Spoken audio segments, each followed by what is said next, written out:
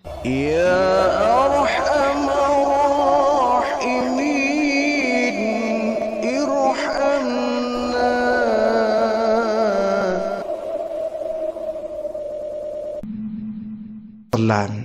Yang sangat kita rindukan syafaatnya kelak di hari kiamat.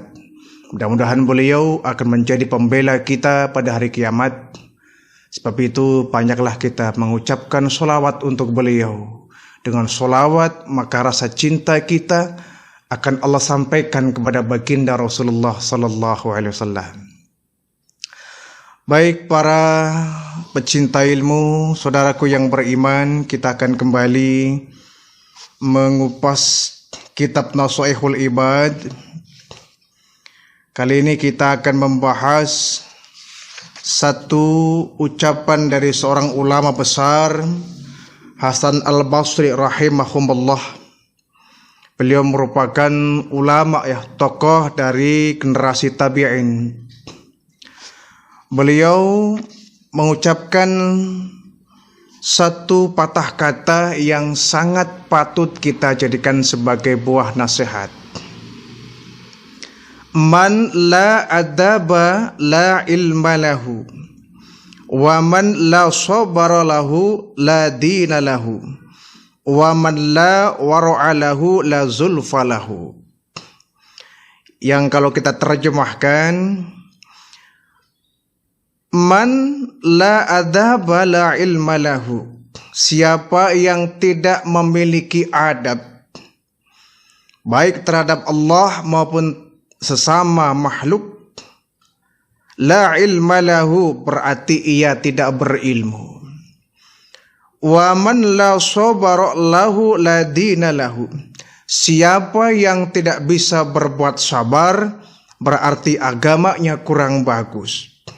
Wa man la wara'a lahu la zulfa lahu, siapa yang mempunyai sifat wara' atau menjauhkan diri dari hal-hal yang haram dan syubhat, maka dia adalah orang yang tidak dekat dengan Allah Subhanahu wa taala. Kita akan mencoba melihat ucapan beliau ini dengan lebih dekat lagi ya. Pertama, nasihat beliau, man la adaba la ilma lahu, siapa orang yang tidak memiliki adab, la ilma lahu pertanda dia tidak memiliki ilmu. Siapa orang yang tidak memiliki adab? Adab ini kalau bahasa kita sopan santun ya. Andap asor atau etika ya.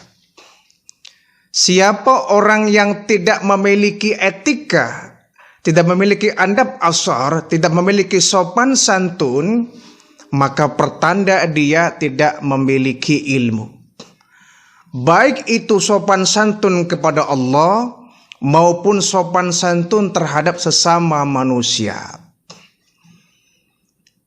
Dengan Allah kita harus menjaga sopan santun. Terkadang kita dengan sesama manusia bisa sopan, bisa lembut, bisa santun, bisa beretika, bisa beradab.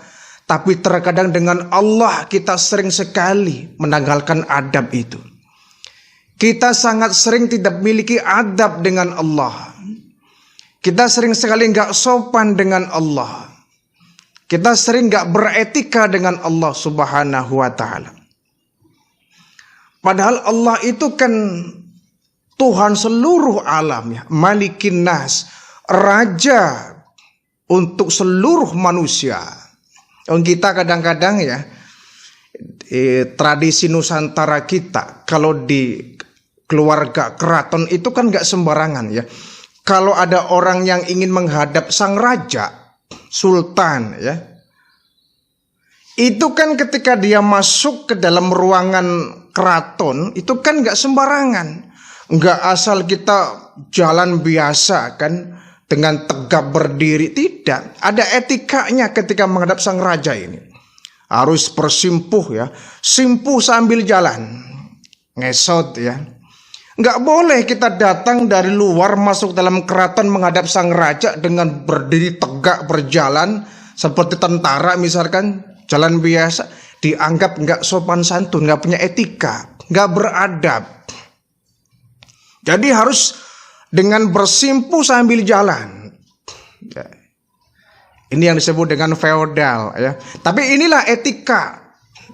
Kita harus punya sopan santun terhadap sang raja kita. Itu raja, ya, yang sesama manusia.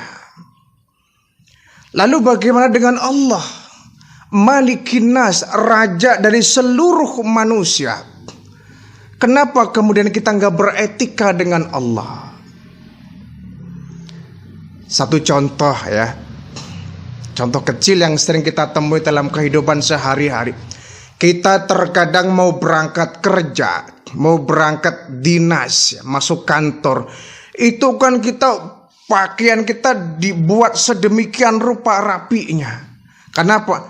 Khawatir kita dapat teguran dari atasan kita. Pakai bajunya yang rapi, disetrika yang licin, ya. Kasih pewangi, dipantas-pantasin, rapih mungkin, sesopan mungkin. Khawatir teguran dapat dari atasan kita.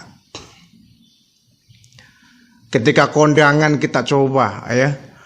Kita mau kondangan, padahal kita kepentingannya apa? Cuma bertemu dengan mempelai wanita yang akan kita datangi.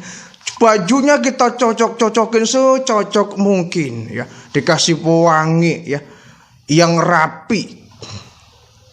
Apalagi istri-istri kita ini, para wanita itu paling lama kalau dandan itu, paling lama itu.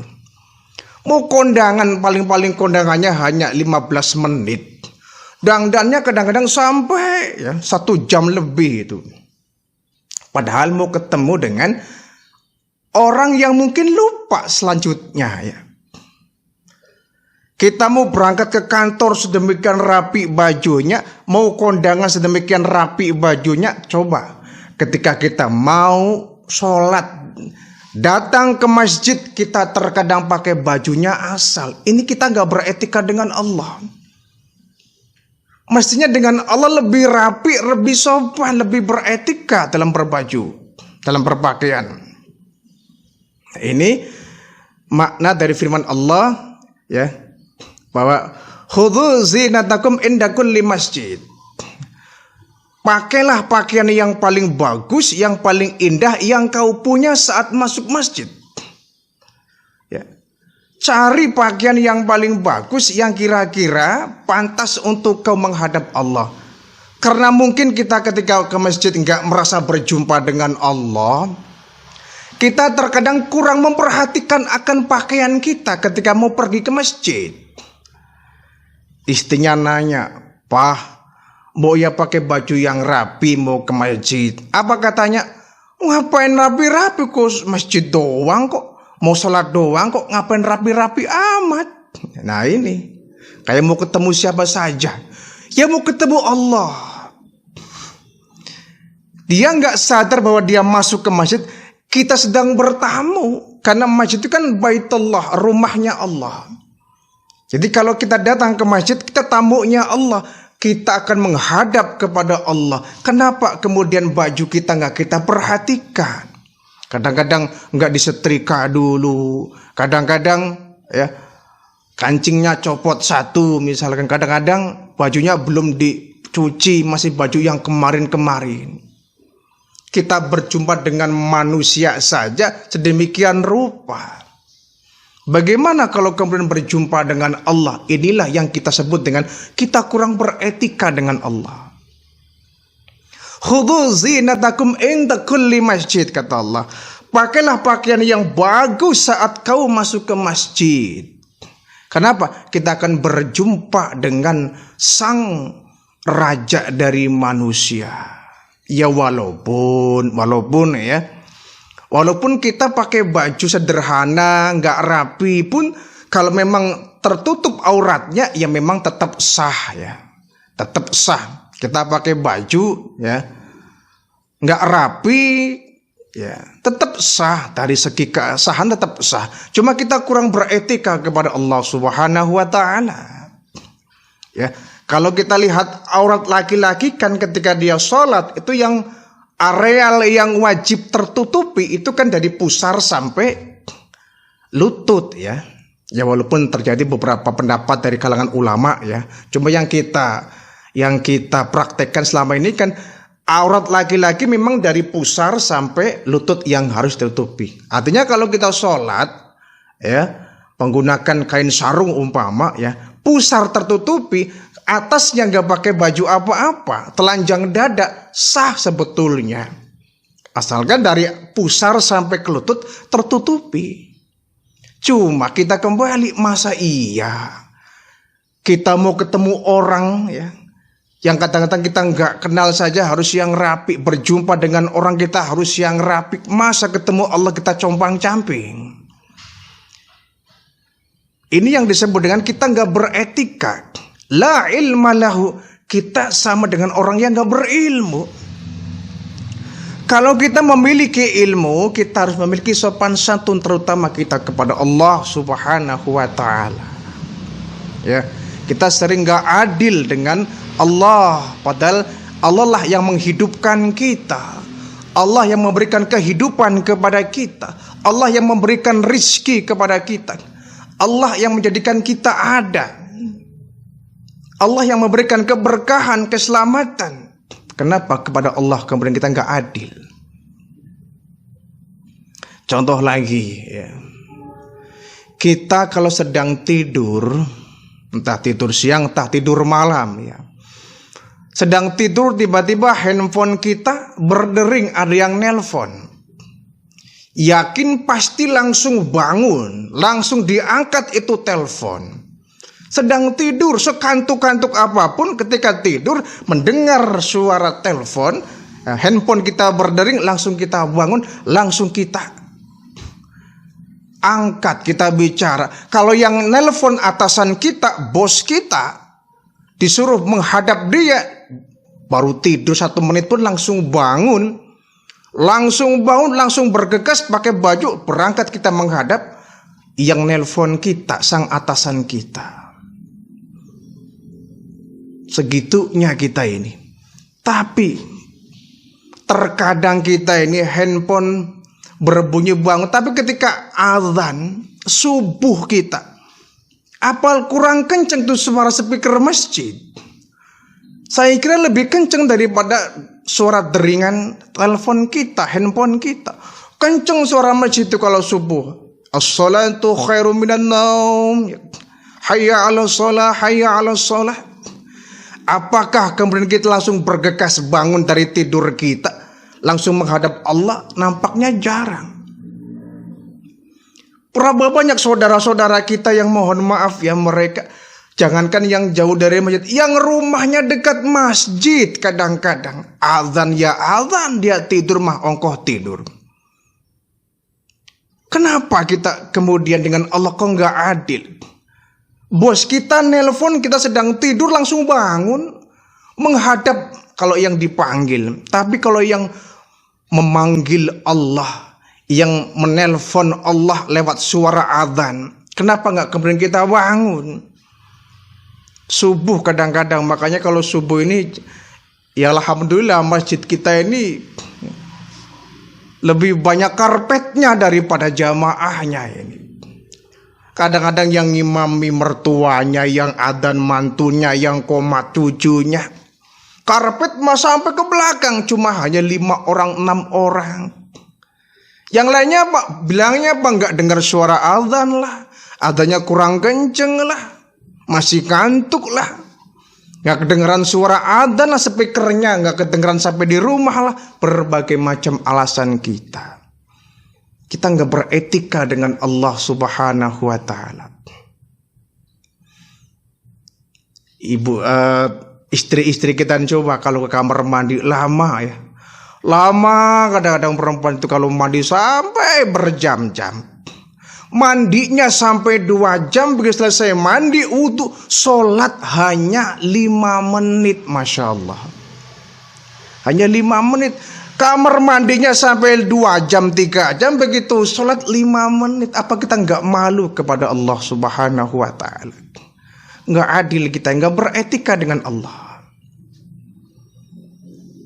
Nah, yang sangat kita khawatirkan kalau kemudian kita berdosa kepada Allah tapi nggak merasa berdoa, artinya kita nggak minta ampun kepada Allah. Kita kalau ada orang yang berbuat salah kepada kita, kemudian dia tidak minta maaf kepada kita, apa kita bilang? Orang nggak tahu diri. Orang nggak tahu diri, dia sudah salah, nggak merasa bersalah, nggak minta maaf. Kita bilang orang nggak tahu diri. Nggak sopan, orang sudah berbuat salah, bukannya menghadap minta maaf, malah dia tidak merasa bersalah. Lalu bagaimana dengan kita? Berapa banyak di antara kita yang berdosa kepada Allah, tidak merasa berdosa, tidak minta maaf kepada Allah, tidak bertaubat kepada Allah, lebih tidak beretika lagi. Ya. Kalau yang tadi barangkali kita dipanggil untuk sholat, hayya ala sholah, kita masih menganggap enteng panggilan Allah, barangkali masih mending. Tapi kalau ada orang yang sudah berbuat dosa kepada Allah, nggak merasa, nggak bertaubat kepada Allah, ini kebangetan. Bukan lagi nggak beretika, tapi kita sudah melupakan Allah. Allah pun pantas kalau kemudian melupakan kita. Jadi banyak ya, ini hanya beberapa contoh kita kurang beretika kepada Allah Subhanahu wa Ta'ala. Kemudian etika dengan sesama kita ya. Karena kita ini makhluk sosial, makhluk bertetangga, makhluk yang saling hidup berdampingan, makhluk yang selalu berkomunikasi dan berinteraksi, maka kita juga di sana harus memiliki etika. Etika ketika berjumpa, etika ketika kita bercengkrama, ngobrol, dialog, berbincang-bincang, etika ketika jalan, etika kita berpakaian, itu juga dijaga. Jangan sampai kita dicap oleh masyarakat sebagai orang yang tidak beretika. Ketika ngomong ingin menguasai, ya, yang satu ingin ngomong dipangkas-pangkas. Ini kan orang nggak beretika ini. Ada orang seperti ini, kalau ngomong soal lu menguasai itu, selalu menguasai, dia aja yang ngecaprak, bicara terus. Yang lain mau ngomong dipangkas, yang lu mau ngomong dipangkas, nggak beretika. Pakai baju ya, kalau kita masuk ke perkantoran misalkan, ya Buya pakai baju yang kira-kira kita menghormati ya. Kita mau bertamu, pakai baju yang sopan, beretika. Ketika orang sedang tidur, kita bertamu, ya jangan ya. Malam-malam jam 11 kita bertamu ke rumah orang, nggak sopan. Kecuali darurat ya, darurat kita minta tolong, itu lain soal. Siang hari mungkin sedang istirahat, janganlah bertamu. Kalau mau bertamu, kita bertamu cari waktu yang dia sedang santai. Kita jaga etikanya. Ya, termasuk ketika nelpon juga sama ya. Jangan sampai kita nelpon di waktu-waktu yang nggak tepat, lagi makan. Tapi kan nggak tahu Pak. Ya memang kita harus tahu kapan jam-jam makan tetangga kita, kapan jam istirahat tetangga kita. Mesti kita harus tahu. Jangan sampai kita kemudian nggak beretika. Orang yang kita temui, kita bertamu, kemudian dia ngegelendeng, kita nggak suka dengan cara kita. Itulah masyarakat. Punya hukum yang tidak tertulis. Ya. Tapi justru lebih tajam daripada hukum yang tertulis. Itulah masyarakat kita. Ya. Namanya orang bertetangga itu pasti kita akan dituntut untuk beretika dengan mereka. Ketika kita membangun rumah kita harus beretika ya, agar tidak mengganggu rumah orang lain, pekarangan orang lain. Baik ya. Yang kedua, man la sabara lahu la dina lahu. Siapa orang yang tidak sabar berarti agamanya kurang bagus. Kurang bagus ya, bukan tidak bagus, kurang bagus. Siapa yang tidak bisa bersabar, dia selalu terburu-buru, dia selalu meluapkan emosinya, tidak bisa bersabar, berarti agamanya kurang bagus. Sebab dalam beragama kita diajari untuk bersabar kok.